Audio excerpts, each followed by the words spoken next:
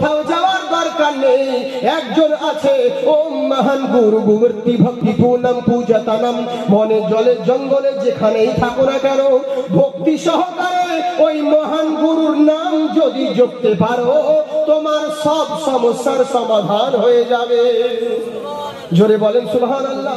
কোরআন থেকে আয়াতে কারিমা পেশ করেছি, ওয়ামা আরসালনাকা ইল্লা রাহমাতাল লিল আলামিন।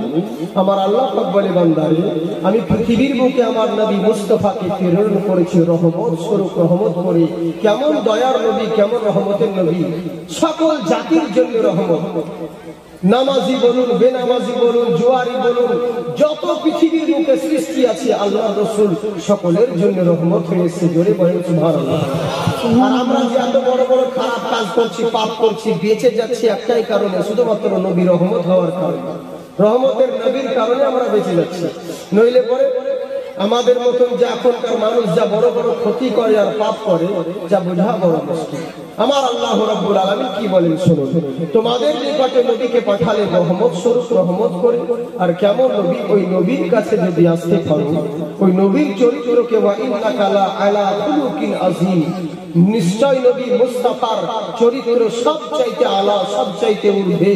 নবীর আদর্শ, নবীর আখলাককে যদি নিজের জিন্দেগির সঙ্গে মিলাতে পারো, তাহলে এখানেও কামিয়াবি হবে, ওখানেও কামিয়াবি হবে।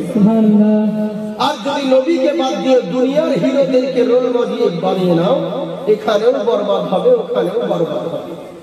এরই জন্য তো বেধর্মীদের কিতাব পর্যন্ত আমার নবীর জন্য বলে, ওম কারা আতিব জয়ন্তী নমো নমঃ পতঞ্জলি বিদ্যাধার শীত লহর ফিত, ওম সরস্তম বিদ্যাশ্বরী মহানারা। পৃথিবীর বুকে হে বৎসরা, তোমরা কোথায় ছুটে বেড়াচ্ছ আর কোথায় দৌড়ে বেড়াচ্ছ? কোথাও যাওয়ার দরকার নেই, কাউকে রোল মডেল বানানোর দরকার নেই, পৃথিবীর বুকে কোথাও যাওয়ার দরকার নেই। তুমি পরিত্রাণ পেতে চাও, নবী মুস্তাফার কাছে যাও। তুমি যদি ভালো লাভবান হতে চাও, কাউরির কাছে নয়, নবী মুস্তাফার কাছে যাও। ওম যুগে যুগে যথা যন্তরম পধারিত ভূমণ্ডলী, ওম সর্বেষ্টমী জয়ন্তী মঙ্গলাকালী ভদ্রকালিনী অস্তুতে দুর্গেষ্টমী মহানারা। হে পৃথিবীর বুকে মৎসরা শোনো, কোথায় দৌড়ে বেড়াও? কে তোমাকে উদ্ধার করবে, কে তোমাকে রক্ষা করবে? কেউ নয়। ওরে যুগে যুগে একজন করে মহান স্রষ্টার তরফ থেকে যুগে যুগে যথায়ন্তরম পধারিত ভূমণ্ডলী, পৃথিবীর বুকে যুগে যুগে একজন করে মহান মানবরা জন্মগ্রহণ করেছে। উনি হলেন সবার সেরা, উনি হলেন সবার গুরু, যিনি হলেন নবী মুস্তাফা। ওই নবী মুস্তাফার মহানাবম পধারিত, মহানাবম সংস্কৃত ভাষা। আসলে মহানবীকে বাংলায় সংস্কৃতে বলা হয় মহানাবম। সংস্কৃতে যেমন বলা হয় মহানাবম, বাংলাতে বলে মহানবমী। তাই বলছে শোনো, ওম মহানাবম পধারিত ভূমণ্ডলী, পৃথিবীর বুকে মহামানব জন্মগ্রহণ করবে, মহান নবী জন্মগ্রহণ করবে। তিনার আদর্শকে যদি ফলো করতে পারো, তাহলে তোমরা লাভবান হবে। আর নবীর কাছ থেকে যদি দূরে সরে যাও, এখানেও বরবাদ হবে, ওখানেও বরবাদ হবে। হ্যাঁ, আমার নবীর শান দেখুন। বেধর্মীরা আমার নবীর কথা কত সুন্দর বলে। বেধর্মী যারা গায়ের মুসলিম, তারা আমার নবীর সম্বন্ধে কি বলে, কত সুন্দর কথা মহান নবীর কথা বলছে। দেখুন, বলছে পৃথিবীর বুকে হে বৎসরাম, আমরা যে লাইটিং করছি, আমরা যে নবী নিবাসে মাহফিল লাগাচ্ছি, সাজাচ্ছি, কত বড় বড় লাইট জোগাড় করছি, লাইটিং করছি। আমরা মহান নবীর জন্য স্টেজ সাজিয়েছি, গ্রামকে সাজিয়েছি, বাড়িকে সাজাই, বাড়িতে লাইট জ্বালাই। কতজন বলে, মৌলভী সাহেব এরকম কেন করেন? নবী দিবসের জন্য এত কেন উৎপাত? নবীর জন্মদিন কেন পালন করেন? ও তো করা চলবে না। আবে তোকে করতে হবে না, তোর বেটার জন্ম তুই পালন কর, আমরা নবীর জন্মদিন পালন করব। বুঝলি? তোরা মোল্লার জন্ম পালন কর, আমরা রাসূলুল্লাহর পালন করব। 12 রবিউল আউয়ালে নবী আমার পৃথিবীর বুকে জন্ম হন নাই। 12 রবিউল আউয়াল তারিখে নবী আমার পৃথিবীতে আগমন হয়েছেন। নবীর জন্ম, নবীর সৃষ্টি যখন কিচ্ছু সৃষ্টি হয় নাই, তার আগেই নবীর সৃষ্টি হয়েছে। বুঝলেন? হ্যাঁ, নবীর সৃষ্টি আগেই হয়েছে, এখন নয়। অনেকেই বলে তো 12 রবিউল আউয়ালে নবী মুস্তাফা পৃথিবীর বুকে আগমন হবে। হে বৎসরা, তোমরা ওই নবী মুস্তাফার কাছে স্মরণ করো। নবীর কাছে যদি যাও তাহলে তোমরা লাভবান হবে। কেমন নবী? শুনে রাখো, এই যে নবীর জন্য লাইটিং করো, নবীর জন্য লাইটিং করছো, মাহফিল সাজাচ্ছ, বাড়ি সাজাচ্ছ, ঘর সাজাচ্ছ। হিন্দুদের দিওয়ালির টাইমে ওরা মাহফিল সাজায়। অনেক গাধারা বলে হিন্দুদের মতো হয়ে গেল না, ওরা যেমন দিওয়ালিতে খুব লাইটিং খরচা করে, লাইট করে, এই করে, ওরকম তোমরাও করছো। কিন্তু হিন্দুদের কেন করেন জানেন? হিন্দু ভাইদের দিওয়ালিতে লক্ষ লক্ষ টাকা লাইটিং করে, লাইটিং জ্বালায়, দীপাবলি দিওয়ালি মানায়। ওদের কারণ হচ্ছে কি, যখন বনবাস থেকে ফিরে এসে শ্রীরামচন্দ্র অযোধ্যা নদীর কিনারা দিয়ে যেতেছিল, এখনো সময় ওই সময় যারা আদিবাসীরা ছিল এরা সকল মিলে তাকিয়ে দেখলো, এর যা মর্যাদা পুরুষোত্তম এই জায়গা দিয়ে হেঁটে যাচ্ছে। এরা সঙ্গে সঙ্গে যার কাছে যেটা ছিল অন্ধকার হয়ে গেছে, অন্ধকার ছেয়ে গেছিল, তো যার কাছে হালকাই কোথাও, তো যার কাছে যেটা ছিল, বুঝেছেন, তো যার কাছে যে জিনিসটা ছিল, মোমবাতি, আগরবাতি যা ছিল, ধূপ ফুক নিয়ে একদম শ্রীরামচন্দ্রের কাছে এসে হাজির হলো। মানে শ্রীরামকে দেখার জন্য, মুখ দেখার জন্য। অন্ধকার হয়ে আছে, সবাই এসে লাইট জ্বালালো। ওটাকে স্মরণ করতে গিয়ে আজকে দিওয়ালি মানুষ মানায়। হ্যাঁ, হিন্দু ভাইদের দীপাবলি স্মরণ করে, দীপাবলি মানায়। কিন্তু তফাৎটা কোন জায়গায় দেখুন, ওদের ভক্তরা সবাই মিলে এসে শ্রীরামচন্দ্র ভগবানকে লাইটিং দিয়ে ভগবানকে দেখেছিল। কিন্তু আমার নবী মুস্তাফার শান কত দেখো। পৃথিবীর বুকে হে বৎসরা, এমন একজন নবী জন্মগ্রহণ করেছে, আপাইনি তো কোটি কোটি পারমানাতাং অতি সুন্দরম। পৃথিবীর বুকে কোটি কোটি রকমের সৃষ্টি আছে, কিন্তু নবী হলেন সবার থেকে আলাদা। সূর্য যদি স্ট্রাইক হয়ে যায়, চন্দ্র যদি ধর্মঘট করে দেয়, সূর্য যদি না উদয় হয়, চন্দ্র যদি না উদিত হয়, পৃথিবীটা অন্ধকার হয়ে যাবে।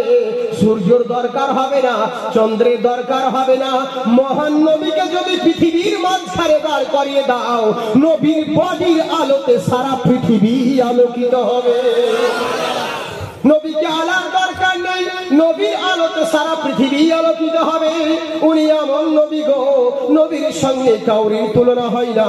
ওম মহানাবম পদ্মেশ্বরী বিদ্যাশ্বরী মহানারা।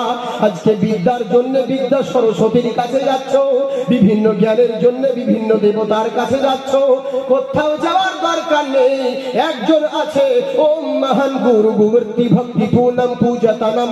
মনে জলে জঙ্গলে যেখানেই থাকো না কেন, ভক্তি সহকারে ওই মহান গুরুর নাম যদি জপতে পারো, তোমার সব সমস্যার সমাধান হয়ে যাবে। জোরে বলেন সুবহানাল্লাহ।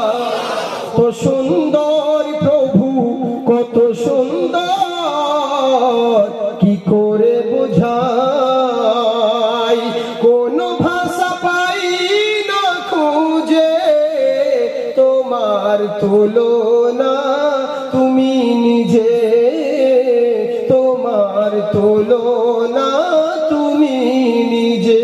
জোরে বলেন সুবহানাল্লাহ।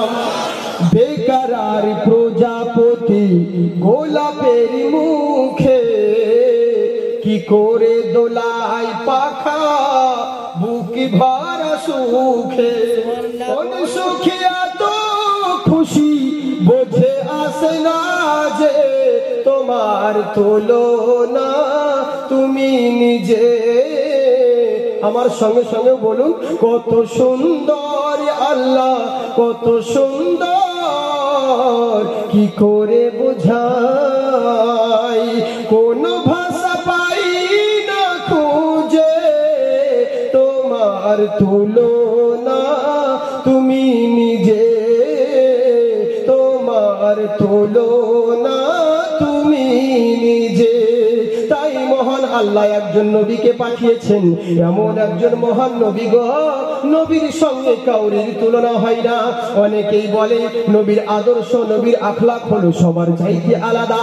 অনেকেই বলে নবী কেমন নবী, ওনার আদর্শ মানবো কেন, উনি নতুন ধর্ম নিয়ে এসেছে, ইসলাম ধর্ম নাকি নতুন ধর্ম। এটা ভুল কথা। আরে ইসলাম ধর্ম কোনো নতুন ধর্ম নয়, ইসলাম ধর্ম সর্বপ্রাচীন ধর্ম। আদম নবীর ধর্ম যেটা, নূহ নবীর ধর্ম সেটা, নূহ নবীর ধর্ম যেটা, মুসা নবীর ধর্ম শেখা। এরা মুসা নবীকে মজেস বানিয়ে দিয়েছে, ঈসা নবীকে জিজাস বানিয়ে দিয়েছে, একটা নবীর নামকে অন্যরকম করে দিয়েছে। তাই কি বলছে শুনুন, ও মহানবম পধারিত পুষ্পাঞ্জলি নমস্তুতে। পৃথিবীর বুকে মহান নবী জন্মগ্রহণ করেছে। আদম নবীর ধর্ম যেটা, নূহ নবীর ধর্ম সেটা, নূহ নবীর ধর্ম যেটা, মুসা নবীর ধর্ম সেটা, মুসা নবীর ধর্ম যেটা, ঈসা নবীর ধর্ম সেটা, ঈসা নবীর ধর্ম যেটা, আমার নবীর ধর্ম সেটা। অনেকেই বলে আমার নবীর দরকার কেন হলো, এত বছর পরে আমার নবী কেন এলেন? তবে জেনে রাখুন, ওম ইয়াকাম্মা বহুরমতি দেবাস্তুতে। পৃথিবীর বুকে যখন এক আল্লাহর উপাসনা করতে করতে, আজকে হিন্দু ধর্মের ভাইদের বই থেকেই বলি নাকি বলবো তো মহব্বতে বলেন সুবহানাল্লাহ। তাই কি বলছে দেখো, ইয়াকাম্মা বহুরমতি দেবাস্তুতে।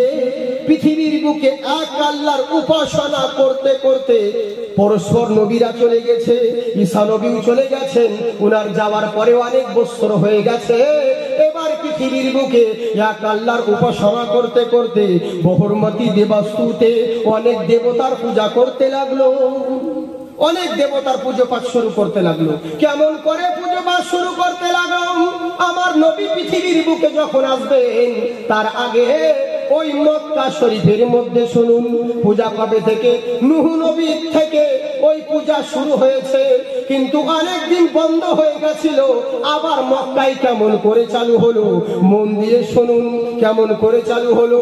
অনেক হিন্দু ভাইরা বলে মক্কা শরীফে তো আমাদের ঠাকুররা ছিল, আমাদের ধর্ম প্রাচীন ধর্ম। কিন্তু জেনে রাখো কোনটা কার ধর্ম, কোনটা সঠিক কোনটা ব্যাঠিক তোমরাই বুঝে নিবে। আমার নবী মুস্তাফা মক্কা শরীফের মধ্যে যখন আগমন হন, তার কয়েক বছর পূর্বে, কয়েকশো বছর পূর্বে আব্দুল মুত্তালিবের ছেলে হযরতে আব্দুল্লাহ পৃথিবীর বুকে আগমন হবে। আব্দুল্লাহর উপর অনেক অত্যাচার শুরু হলো।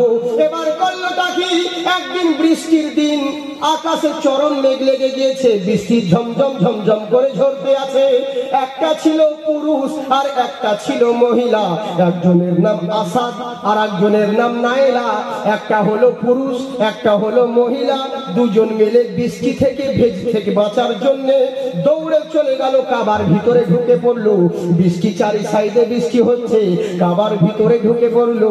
কাবার ভিতরে ঢুকে পড়ার পর একজন যখন আর একজনের উপর খারাপ নিয়তে যখন আক্রমণ করতে যাবে, আসাদ আর নাইলা, পুরুষ আর মহিলা, দুজনে অনেকক্ষণ ধরে বৃষ্টি হচ্ছে আর কাবার ভিতরে ঢুকে আছে। একজন যখন খারাপ নিয়ত উদ্দেশ্য করে আসাদ যখন নাইলার দিকে হাত বাড়াতে যাবে, আমার আল্লাহ পাক বলেন, তোদের এত বড় আসপারদা কি করে হয়? আমার পবিত্র ঘরে তোরা খারাপ কাজ করবি। যেমন আসাদ নাইলার দিকে হাত বাড়াতে যাবে, আল্লাহ এমন একটা গজব দিল, সঙ্গে সঙ্গে পাথর হয়ে গেল, পাথর হয়ে গেল। এবার করলোটা কি? পাথর যখন হলো, সকাল বেলায় মক্কাবাসী এতে দেখছে, আরে যা, কাবার ভিতরে একজন পুরুষ একজন মহিলা, তার মানে এটাই আমাদের ভগবান আর এটাই ভগবতী। বাস পূজা শুরু করতে লাগলো, এটাই ভগবান আর এটাই ভগবতী, পূজা শুরু করতে লাগলো। আমার আল্লাহ বলছেন, আমি করলাম এক, তোরা করে দিলি আর এক, দেখ কেমন লাগে। এমন একটা ঝড় দিলেন, এমন একটা বাতাস দিলেন, বাতাসের শক্তিতে আসাদ নাইলার মূর্তি দৌড়ে এমন ওই কাবার ঘর থেকে বেরিয়ে এলো, বেরিয়ে বাইরে এসে পড়লো। আর পরিবিত পর যেই জায়গায় আগে জমজম কুয়া ছিল, ওই জায়গাতে মূর্তি এসে পড়লো। অনেক বছর হয়ে গেছে, ঢাকা পড়ে গেছে। পৃথিবীর বুকে আব্দুল্লাহর জন্ম হলো, আব্দুল্লাহর উপরে আক্রমণ শুরু করলো। কারা আক্রমণ শুরু করতে লাগলো? নবীর আখলাক কেমন, নবীর বাপের আখলাক কেমন, একটু মন দিয়ে শুনুন। পৃথিবীর বুকে আব্দুল্লাহর আখলাক কেমন দেখুন। তাই বলছে শোনো, আব্দুল্লাহর জন্ম হওয়ার পরে পরে আব্দুল্লাহ নাবালক অবস্থাতে আছে, আর চারিদিক থেকে আক্রমণ শুরু হয়ে গেল।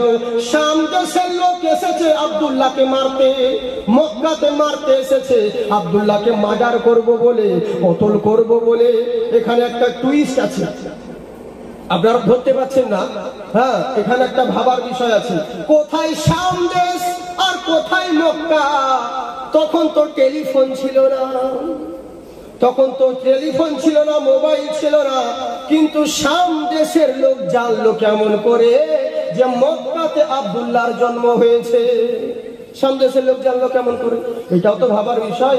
কি করে জানলো শুনুন। পৃথিবীর বুকে জাকারিয়া নবী একজন পৃথিবীর বুকে এসেছিলেন, আল্লাহ পাক পাঠিয়েছিলেন। ওই নবী যখন ইসলাম প্রচার করা শুরু করলেন, সকল শাম দেশের কাফেররা অত্যাচার শুরু করলো। অবশেষে নবীকে আক্রমণ করার জন্য ধাওয়া করতে লাগলো। দৌড়াতে দৌড়াতে জাকারিয়া নবী আমার জঙ্গলে ঢুকে পড়লেন। জঙ্গলে প্রবেশ করার পরে একটা গাছকে দেখতে পেলেন। গাছকে দেখার পরে বলছে, হে গাছ, আমি নবী বলছি একটু ফাঁক হয়ে যা, আমি তোর ভিতর ঢুকে পড়বো। নবীর হুকুম পাওয়া মাত্র গাছ যেমন ফাঁক হয়ে গেল, গাছের ভিতরে নবী আমার ঢুকে পড়লেন। আবার গাছ বন্ধ হয়ে গেল। কাফেররা পিছন ধাওয়া করছিল। এরা বলছে, কই রে আব্দুল কই রে জাকারিয়া, কই রে নবী কোথায় গেল? খুঁজে বেড়াচ্ছে, কাউকে পেল না। অবশেষে ইবলিস আজাজিল শয়তান মানুষের ভেষ ধারণ করে ওরা বলছে, তোমরা কোথায় খুঁজে বেড়াচ্ছ? কোথাও যাওয়ার দরকার নাই, তোমরা যাকে খুঁজছো জাকারিয়া নবীকে, ও দেখো গাছের ভিতর ঢুকা আছে। কারণ গাছে যখন ঢুকতে যায়, গাছ যখন আবার জোড়া লাগতে যায়, উনার সাদা জুব্বা খানা একটু বার হয়েছিল, একটু বার হয়েছিল। ওই কারণে দেখিয়ে দিলে শয়তান দেখে গাছের ভিতরে ঢোকা আছে। এরা এবার করলো কি, কেমন করে গাছ থেকে বের করবো? বের করার দরকার নাই, আড়ি নিয়ে আয়। আড়ি নিয়ে এসে দুইখানা আড়ি নিয়ে আসা হলো। আসার পরে কপাল বরাবর আড়ি চালাম, একটা পেট বরাবর আড়ি চালা, গাছের উপরে আড়ি চালাতে লাগলো। দুটো আড়ি দুই দিকে চলছে। গাছ ভেদ করে যখন কপালে আর নাভিতে আড়ি থেকেছে, তখন জাকারিয়া নবী উহ বলে শব্দ করলো। আমার আল্লাহ পাক বলেন, হে জাকারিয়া নবী শোনো, আর একবার যদি উহ বলে শব্দ করো, নবীর খাতা থেকে তোমার নাম মুছে দিব। বুঝলে, অত সহজ নয় নবী হওয়া। এবার করলো কি, জাকারিয়া নবী আমার বললেন, শোনো, তোমরা আমাকে মারছো মারো, কিন্তু পৃথিবীর বুকে এমন একজন মহান নবীর জন্মগ্রহণ হবে, ওই নবীকে কোনোদিন মারতে পারবে না। ওই নবী আসার পরে তোমাদের সমস্ত ধর্ম ধূলিসাৎ করে দিবে, সমস্ত ধর্ম মাটির সঙ্গে মিলিয়ে দিবে। সেই নবীকে যদি তোমরা নবীকে আটকাতে পারবে না। আমি বলে দিচ্ছি, শোনো, নবীর বাপের নাম হবে আব্দুল্লাহ, নবীর দাদুর নাম হবে আব্দুল মুত্তালিব, আর মক্কাতে ওই নবীর আবির্ভাব হবে। সুবহানাল্লাহ বলেন, আবির্ভাব হবে। তেরা বলছে, শোনো, তাই নাকি? বললে হ্যাঁ। বলে, ওকেও শেষ করে দিব। জাকারিয়া নবী আমার বললেন, শোনো, তোমরা পারবে না, কারণ উনি আর অন্য কোন মোল্লা নয়, উনি রাসূলুল্লাহ। উনার সঙ্গে পাল্লা দিতে পারবে না, উনাকে মারতে পারবে না, উনার ধর্ম বন্ধ করতে পারবে না। তোমাদেরকে বলে দিই, শোনো, আমার এই জুব্বা, আমার এই পাগড়ি তোমরা নিয়ে যাবে, নিয়ে গিয়ে এক জায়গায় রেখে দিবে। যেই দিন জানবে আমার এই টুপি, আমার পাগড়ি আর জুব্বা থেকে তাজা তাজা রক্ত বের হচ্ছে, সেই দিন জানবে পৃথিবীর বুকে আব্দুল্লাহর জন্ম হয়ে গেছে। বুঝলেন? এই লেগে এরা জানতে পারলো যে হ্যাঁ, পৃথিবীর বুকে আব্দুল্লাহর জন্ম হয়েছে। বুঝলেন? এবার করলো কি, সবাই মিলে আব্দুল্লাহকে মারার জন্য লোক পাঠায়। সবাই আসে আর ফেরত যায়। এবার অবশেষে শামের রাজা বলল, কে তোমাদের ভিতর কে আছে যে আব্দুল্লাহর মাথা কেটে এনে দিতে পারবে? আর 10,000 স্বর্ণ মুদ্রা পুরস্কারের ভাগীদারি হয়ে যাবে। 100টি উট আর 10,000 স্বর্ণ মুদ্রা পুরস্কার করব। কে আছে বলো? আমার স্ত্রীকে বলছিলাম নাকি? হ্যাঁ হ্যাঁ, শাম দেশ থেকে আব্দুল্লাহকে মারতে এসেছে। আর পড়বি তো পর একদম আব্দুল্লাহর সামনে পড়েছে। এবার আব্দুল্লাহকে বলছে, এ আব্দুল্লাহ বলো, এখানে আব্দুল্লাহর ঘর কোথায়? বলে, কোন আব্দুল্লাহ? বলে, যার বাবার নাম আব্দুল মুত্তালিব। আব্দুল্লাহ বলছেন, কোথা থেকে এসেছেন? বলে, শাম থেকে এসেছি। বলে, আপনাকে দেখে তো মনে হচ্ছে খুবই ক্লান্ত হয়ে পড়েছেন, 3-4 দিন রাস্তা ধরে আসতে আছেন। আসুন আমার সঙ্গে, আমি দেখিয়ে দেব। নিজে হাত ধরে আব্দুল্লাহ সঙ্গে করে নিজের বাড়ি গিয়ে হাজির করলো। সঙ্গে হাজির করার সঙ্গে সঙ্গে দুটো খেজুর আর পানি দিল। তারপরে খাওয়া দাওয়ার পরে বলছে আপনি একটু আরাম করুন, ক্লান্ত হয়ে এসেছেন, একটু পরে আমি আব্দুল্লাহর কাছে নিয়ে যাব। এবার করলোটা কি, অনেকক্ষণ হয়ে গেল আব্দুল্লাহ বাড়ির ভিতরে দুম্বা জবাই করে খাবার ব্যবস্থা করেছে। ওই খাবার এর সামনে এনে হাজির করলো কাফেরের সামনে।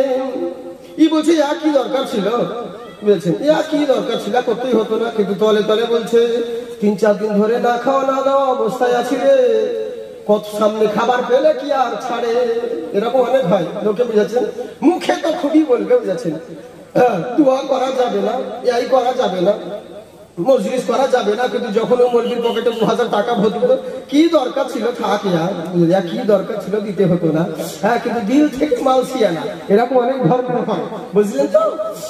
তাই বার করলো কি, বলছে কি দরকার ছিল, কিন্তু বলছে না, আপনি কত দূর থেকে এসেছেন, আব্দুল্লাহ বলছে, না বালক সন্তান বলছে কত দূর থেকে এসেছেন, ক্লান্ত হয়ে, না খাওয়া না দোয়া অবস্থায়, দুটো খেয়ে নিন, তারপরে আব্দুল্লাহর খোঁজ করবেন, আব্দুল্লাহকে দেখিয়ে দেবো।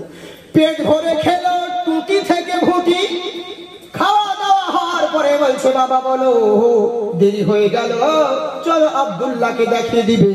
আমার আব্দুল্লাহ বলছেন আচ্ছা বলুন তো বাবা, আব্দুল্লাহর সঙ্গে কি দরকার? বলে আব্দুল্লাহর মাথা কেটে আনতে এসেছি, তোমাকে তো মিথ্যে বলা যাবে না, তুমি এত ভালো ছেলে, এত সুন্দর ছেলে, তোমাকে কেমন করে মিথ্যা বলি, তুমি জেনে রাখো আমি এসেছি আব্দুল্লাহর মাথা কাটতে। বলে কেন? বলে আমাদের দেশের রাজা আমাকে মাথা কাটতে বলেছে। বলে কি কারণে? বলে শোনো, তার ঔরসে নাকি আব্দুল্লাহর সঙ্গে কি দুশ্মনী, বলো কিসের জন্য আব্দুল্লাহর মাথা কাটবে? বলে আমি তো সবকিছু জানি না, আমাদের রাজা বলেছে মাথা কেটে আনতে, আর যদি মাথা কেটে আনতে পারা যায় 10,000 স্বর্ণ মুদ্রা দিবে, 100টি উট পুরস্কার দিবে। আমি গরিব মানুষ, এই লোভে চলে এসেছি। বলে কিসের জন্য আব্দুল্লাহর মাথা কাটবে বলেছে? বলে না আমরা কিছু জানি না, তবে হালকা হালকা শুনেছি রাজার মুখে, ওরা আলোচনা করছিল আব্দুল্লাহর ওরসে নাকি এমন একজন নবীর জন্ম হবে, ওই নবী এসে নতুন ইসলাম ধর্ম প্রচার করবে, সমস্ত দেব দেবী ধর্মকে ধূলিসাৎ করে দিবে, এরই কারণে সে চেয়েছে আব্দুল্লাহর মাথা কেটে আনতে। বলে তাই নাকি? বললে হ্যাঁ। তখন আব্দুল্লাহকে বলছে বাবা আর দেরি করো না, চলো চলো আব্দুল্লাহকে দেখিয়ে দিবে, ওর বাড়ি দেখিয়ে দিবে। আব্দুল্লাহ বলছে আপনার তলোয়ারিটা দিন। তলোয়ারিটা হাতে নিল, খাপ থেকে মিয়ান থেকে তলোয়ারি বের করলো, বের করার পরে হযরতে আব্দুল্লাহ আমার ওই কাফেরের হাতে দিল, এই নিন তলোয়ারি ধরুন, আর আমি আপনি যাকে খুঁজছেন আমি সেই আব্দুল্লাহ, আমার মাথা কেটে নিন, আর আপনি যান গরিব মানুষ পুরস্কারের ভাগীদারি হয়ে যান। সুবহানাল্লাহ। যান আমার মাথা কেটে যদি আপনি পুরস্কারের ভাগীদারি হন, যান। তলোয়ারি হাত কাঁপতে লাগলো, কাঁপতে কাঁপতে তলোয়ারি পড়ে গেল। সত্যি বলছো বাবা, এ কেমনে হতে পারে? আমি তো বুঝতে পারছি না, তোমার মতন এত সুন্দর ছেলে, আর তোমাকে মারি কেমন করে? এটা আমার দ্বারা সম্ভব নয়। তোমার আখলাক যদি এত সুন্দর হয়, তোমার চরিত্র যদি এত সুন্দর হয়, তোমার ব্যবহার যদি এত সুন্দর হয়, না জানি আফসোস তোমার যেই নবীর জন্ম হবে, সেই নবীর আদর্শ কতই না সুন্দর হবে। এই জন্যই বলে বিশ্ব জগৎ ঘুরলে যার জোড়া মিলে না, আমার নবীর মতো আর নবী হবে না। সুবহানাল্লাহ। নারে তাকবীর, নারে তাকবীর, নারে রিসালাত, নারে রিসালাত। হযরত আল্লামা মাওলানা জাকির হোসেন চতুর্বেদী সাহেব। জি জি সুবহানাল্লাহ। নাম ঠিক বলেছে, অনেক জায়গায় জাকির হোসেন বলতেছেন ফকির হোসেন বলেছেন, অনেক জায়গায় বলে জাকির হোসেন চতুর্বেদী করছেন, ফকির হোসেন আয়ুর্বেদী যাবে না, এরকম গোলমালও করে। এরকম যেন না হয় বাবজিরা, মহব্বতে বলেন সুবহানাল্লাহ, হাত উঠিয়ে বলেন ইয়া রাসূলুল্লাহ। তাই বলছে শোনো, আমার নবীর সঙ্গে নবীর আব্দুল্লাহর ব্যবহার দেখে ইহুদি চমকে গেল, আর বলছে বাবা তুমি যদি এত সুন্দর হও, তোমার ছেলে কত সুন্দর হবে, সে যদি সুন্দর হয় নিশ্চয়ই তার ধর্ম সত্য হবে, আমি মেনে নিলাম। এই বলে তরবারি ফেলে দিল। তাই বেধর্মীরা বলতে শোনো, গিরধারাম পশুপতি কাতিবন মাসুতে পূর্ণিমা দায়াত মাসুতে, পৃথিবীর বুকে ওই নবীর চরিত্রের কাছে কাউরির চরিত্র রাখবে না, ওই নবীর আখলাকের কাছে কাউরির আখলাক চলবে না। নবী হলেন সবার থেকে আলাদা, নবীর খানদান হলো সবার চাইতে আলাদা, নবীর বডি সবার থেকে আলাদা, নবীর চোখ আলাদা, নবীর কান আলাদা, নবীর মুখ আলাদা। এক কথায় যা কিছু রয়েছে টোটাল প্যাকেজ নবী সবার থেকে আলাদা। ওই নবী নতুন ধর্ম চালু করে নাই, ওই নবী নতুন ধর্ম নাই, ওটা পুরাতন ধর্ম, ইসলাম ধর্ম নিয়ে এসেছে পৃথিবীর বুকে। তাই নূহ নবীর যেটা ধর্ম সেটা মুসা নবীর ধর্ম, মুসা নবীর যেটা ধর্ম ঈসা নবীর সেটা ধর্ম, ঈসা নবীর যেটা ধর্ম আমার নবীর সেটা ধর্ম।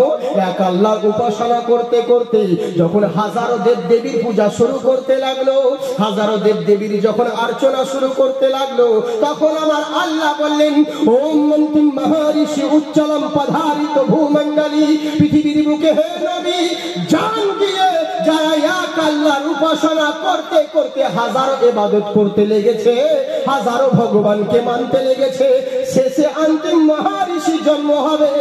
আর ওই মহান ঋষি এসে ওম যকম্মা বিরহম্মা দুদিরো নাস্তি হিনা নাস্তি কিঞ্চন পূর্ণং খালা, একটাই ব্রহ্মা, একটাই স্রষ্টা, একটাই আল্লাহ, যার কোনো দ্বিতীয় নেই।